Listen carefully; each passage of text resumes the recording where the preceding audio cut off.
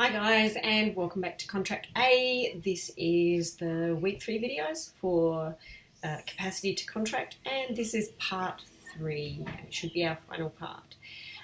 So we've done our overview, we've done minors, and now we need to look at mental incapacity. Mental incapacity isn't as clear-cut as is anything in law, as you might think. Just because your senses were somewhat dulled will not excuse you from performing a contract that you've agreed to perform. The only thing that's really going to get you out of performing a contract will be if you were that badly affected that you were not even capable of understanding the broad nature of the transaction, okay? The broad nature of the transaction, and the other party has to know about it. Why is that? Because a plea of mental incapacity will mean that what you are asking the court to do is set aside the contract, to rescind the contract, as we talked about in part 2. So the contract is voidable in equity. It is not void full stop. Okay, so in order for equity to step in and provide remedies, the equitable jurisdiction has to be enlivened, and that is usually where you get that kind of waft of something doesn't really smell right. There's usually some kind of naughtiness in the wings, some kind of taking advantage, or some kind of knowledge that may suggest that perhaps this wasn't a good bargain and the person needs a bit of protection. So that is mental incapacity as an overview in a nutshell. Let's have a little look here at understanding the nature of the transaction. In terms of understanding, as I said, you just have to understand the general, bits and pieces of what's going on. You don't have to understand the fine print. And the reason being, look, a lot of us, and myself included, enter into contracts where, we're not actually fully appreciative of the fine detail of what's going on. You've only got to think about when you've last entered some kind of click wrap agreement where, you've just said, yes, I agree to the page that's presented itself to you online with all of the fine print there. You just go, oh my gosh, I'm not reading that. You just click on agree and you get on with the job. As long as you're understanding the general nature of the transaction, the fact that you don't go ahead and read all of the fine detail will not allow you to step back later and say, hang on a minute, I was somehow incapacitated. Okay, a lack of mental capacity means something quite serious. Now, it might arise from, just your mental condition or an illness, but it might also arise from drugs or alcohol. And as I said, the cutoff point is where you don't even understand the general purport of the instrument, and that is Gibbons and Wright. Okay, it may depend on the complexity of the document. So while you might be able to understand some simple stuff, simple contracts, and validly contract there, you may not, due to your condition, drugs, alcohol, understand a really super complex document because you might not even understand the general nature of it. So it might vary according to the circumstances and according to the complexity of the document. But generally, the touchstone is that if you understand the general purport of what you're doing, then you're going to be bound. Now, Gibbons and Wright is one case that the text goes into. It doesn't say a whole lot, or if anything, about a very famous case of alcohol abuse in which mental incapacity was argued. And that case is Blomley and Ryan. And I want to go through this case just because it outlines quite neatly the quite high bar that you need to get over in order to show that you didn't understand the nature of the transaction. So this, again, 1950s, so it's kind of getting towards this real frenzied activity in terms of capacity to consent that was going on in contract law for about that 100-year period, as I said. 1956, Tim Ryan was a 79-year-old farmer, lived outside of Gundawindi, up here in Queensland. He wanted to sell his farm. It was quite a large farm, and he originally wanted about £9 per acre. Now, that was actually a fairly reasonable request. It would have amounted to about £33,000 all up if he was going to sell. Now, he never actually actively went out and advertised or made it known that the farm was going to be up for sale. He actually had an inquiry from Mr. Blomley about his farm. Mr. Blomley was a fairly persistent fellow. When he heard Mr. Ryan's original response that he'd be looking for about £9 per acre, he was kind of off-put. It wasn't any kind of a real bargain. And he kept asking him, I guess maybe thinking that through attrition he might give in eventually. Ultimately, they ended up contract. It says Blomley offered. Ultimately, it was Ryan, so you can cross that out of your notes. Ryan ended up saying that he wanted about £25,000, and bingo, Blomley said, yes, thank you, I'll buy. But what was the backstory, really, that came to explain the fact that there was a property, a substantial property, near Gundawindi, that was sold at such an undervalue? Because £9,000 in those days was an awful lot of money. Well, we know that poor old Tim had a reputation as a bit of a drinker, and he had drunk a lot in the days leading up to the contract. Normally, there was quite detailed evidence about how much he was drinking and how insensible he was when he was drinking. Although the court did say that perhaps he probably should have led a bit more evidence as to exactly the level of his capacity given his heavy drinking bouts. But on the day of the transaction that was leading up to the transaction, Blomley went to his farm again and said, what's your price today, Tim? And poor old Tim, at this point, he said his heart was softened because Blomley had offered him a bottle of rum. That and the fact that he was pretty, tired, his health was failing, wanted to get out of this particular property. He said, £25,000. Interestingly, Blomley had a friend called Mr. Stem who probably whipped out a contract and said, do you want to sign? Brian, at that point, I think it's rather priceless, said, actually, no, why are we going to town? And I'll get my solicitor to draft up the contract. So must have had part of his wits about him. Blomley and Stem said, okay, no problem. We will actually come back here tomorrow and we will drive you into town to your solicitors. We'll all go there. We'll get the solicitor to draft up the contract, and Bob's your uncle will be happy, £25,000.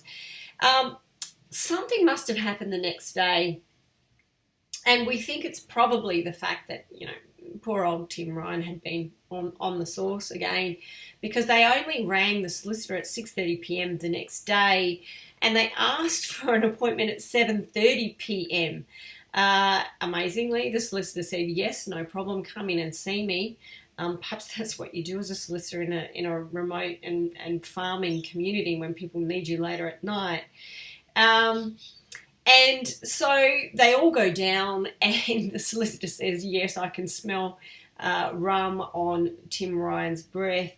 Did he look capable of signing. Well, actually, the solicitor didn't really watch out for his client's best interests.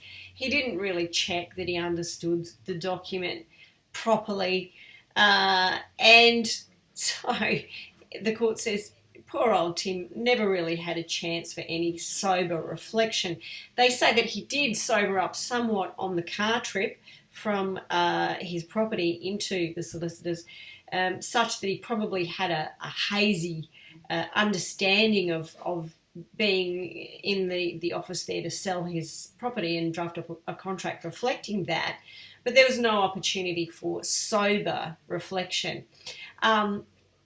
As to his state that day, his friends say that he was sicker than they've ever seen him. He was lurching about on the staircase. He had to hold the rails for support, and he basically fell into the car. Poor thing, then managed to sober up a little bit, kind of understood what he was doing at the solicitors, and enough, perhaps surprisingly, to knock out the argument of lack of mental capacity. And I guess maybe at this point you're thinking, oh no, was that contract enforceable against poor old Tim Ryan? And the answer is no. I wanted to put you out of your misery. No, the contract was not actually enforceable. And this is where we have one of the very early cases of what we now call unconscionable conduct. And what they said was, and they allowed Tim Ryan's representatives to amend their pleadings quite late in the day, and there was a bit of argy-bargy about that. And what they argued was that, okay, even if he had a general understanding of the purport of the document that he was signing, what was the context in which this whole contract sprang into existence? Well, that whole context was pretty on the nose, wasn't it? And what they said was, STEM's object was to get a contract signed by the respondent before he emerged from his stupor. That he was emerging from it on the road from Boggabilla to Gundawindi, and the process had continued so far while in Rogers' office. Rogers was his solicitor. He attained to a hazy understanding of the fact that he was discussing a contract for the sale of his property need not be doubted. The learned judge so found. But it's another thing to say that the respondent had recovered his senses sufficiently to realise that the price of £25,000 and to judge for himself whether to sell at that price. Assuming, of course, that when he was not freshly sodden with rum, the impairing effects of old age and chronic alcoholism had not disabled him from protecting his own interests single-handed in a business transaction. It's a proper inference from the evidence that the respondent was not sufficiently in possession of what threads of intellect he retained to protect his interests during the negotiations or while the contract was being concluded. Blomley and Stem were well aware of his disability and weakness. Rogers, the solicitor, failed to protect him. The relative position of the contracting parties, the haste with which Blomley and Stem proceeded to bind the respondent by a contract, the enormous discrepancy between the price and the market value, and the other inequalities in the contract raise a strong presumption that they procured the bargain by behaviour which is within the category of constructive fraud. The bargain's unfair to the point of being a hard bargain. The parties were not on equal terms. Stem and Blomley took extremely unfair advantage of the condition and circumstances of the respondent. And on that basis, they said the contract was voidable for that unconscionable conduct. So even though he could understand the general purport of the document, what happened was there was such a disparity in the bargaining power of the parties and such inequality in terms of the context that he wasn't able to look after his own interests. Okay, and in that circumstance, equity's jurisdiction is enlivened, and the contract will become voidable in equity. Okay, so knocked out in terms of arguing against his mental capacity, but was successful in unconscionable conduct. So this is a good case to look at for a number of different reasons, and we build on this understanding in Contract B, so it's good to get a little understanding of it here. But it knocks out the whole idea that, you know, trying to argue a lack of mental incapacity is easily established, because it's absolutely not easily established. But what it also shows is the court's concern to step in and preserve the interests of a party that's being taken advantage of, okay? You might be able to understand generally what you're doing, but you can't look after your own interests. And if that's the case, then equity can do something about it. So that is mental incapacity and understanding the nature of the transaction. Okay, what's the other prong in the argument that you need to prove when you are trying to establish that you were mentally incapable of understanding what it was that you were doing? You have to show that the other party was aware that you were mentally incapable. Okay, if the other party is not aware of your problem, then you can't set aside or ask the court to set aside the contract for lack of mental capacity. Here we have the case of Hart and O'Connor, and this case, actually, the text does go into this case. We have an 83-year-old of unsound mind, and Mr. O'Connor sold some land to Mr. Hart. He looked the part, he looked sane, he spoke reasonably, and so Mr. Hart didn't actually know that he was of unsound mind. What happened next? Well, the O'Connors, two brothers of the ailing 83-year-old Mr. O'Connor, stepped in to try and have the contract set aside as representatives of Mr. O'Connor. On appeal, it was held that the contract was valid. Why is that? Because Mr. Hart never actually knew about the lack of mental capacity. Okay, so there was none of that awareness that would taint the transaction, okay? None of that waft of naughtiness that would allow equities to step in and say that the contract should be voidable, okay? So they're the two requirements for setting aside a contract for mental incapacity. Oh, the last thing that we should cover off is who can set aside a contract for lack of mental capacity. It will be the person themselves if they regain capacity, or their representatives, okay? Here we have the case of Gibbons and Wright. No real magic to this. We have three sisters who owned some land as joint tenants. That means that as each sister passed away, her share in the land would go to the remaining sisters. Okay, what they did was they signed a deed changing their ownership, I'm not even sure why you do this, to tenants in common.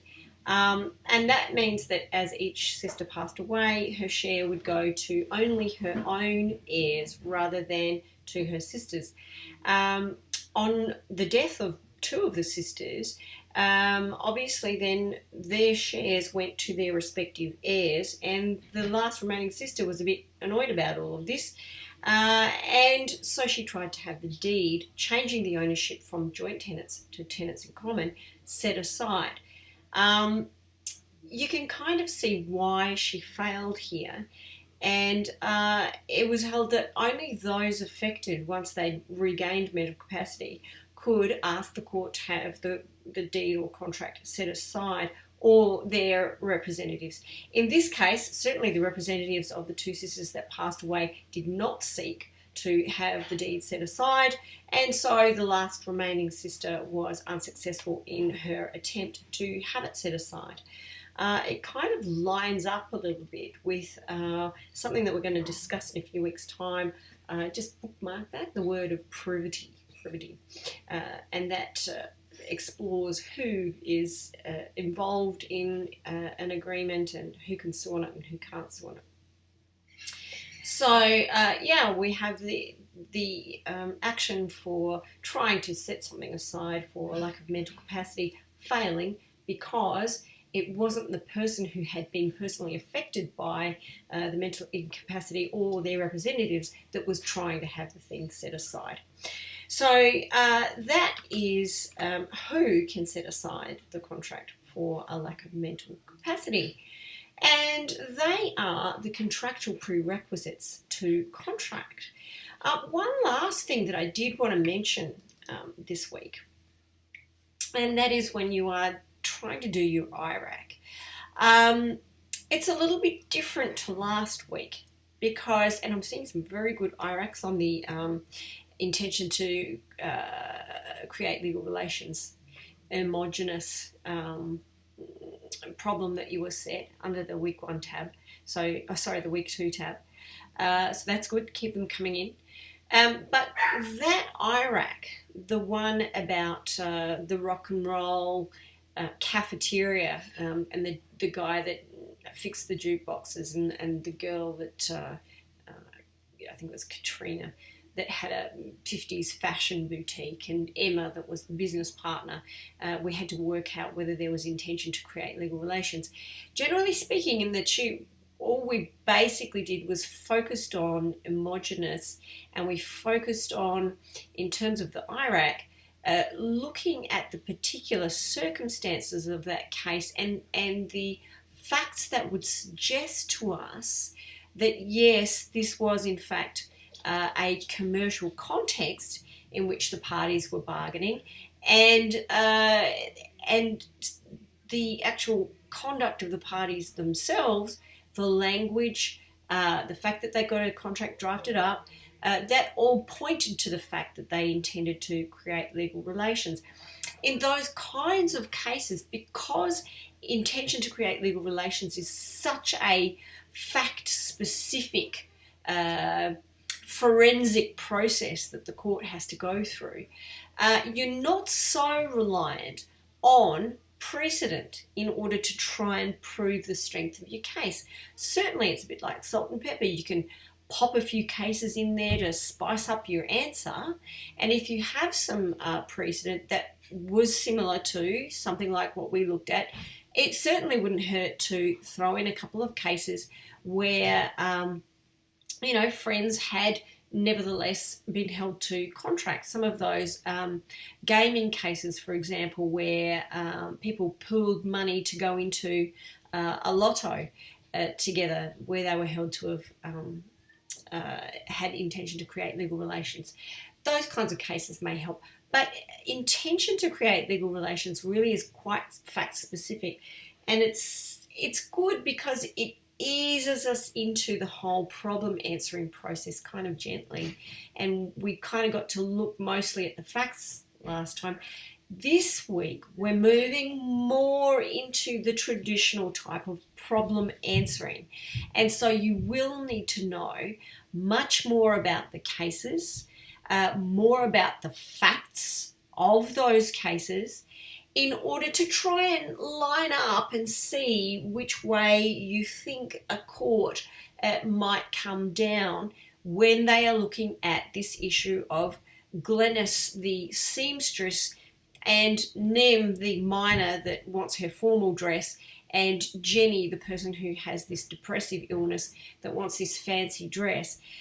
So when you're looking at that problem, have a little look at the cases of Nash and Inman and Hart and O'Connor, and see if you can weave your IRAC together using argument from the facts in Nash and Inman and Hart and O'Connor to try and strengthen your case.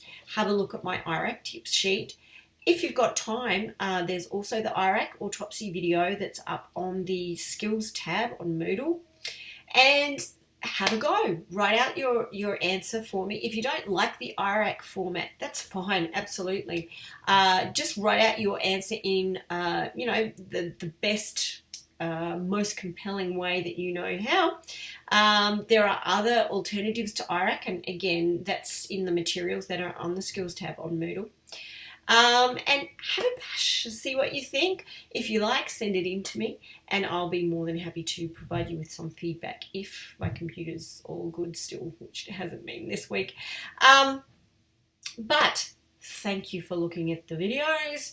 And as I always say, if you have any questions, please post something up on Moodle, send me an email, post up on Facey. But do keep the questions and the discussion happening. Law is a talking discipline, so the more we do of that, the better you'll all be. Other than that, I look forward to seeing you in a Zoom sometime soon. And thanks for watching. Bye, guys.